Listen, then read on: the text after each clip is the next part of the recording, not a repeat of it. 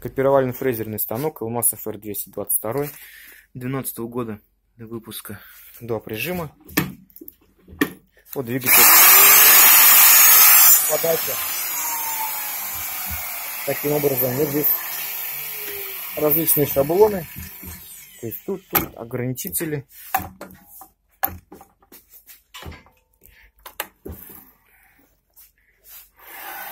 Шаблон.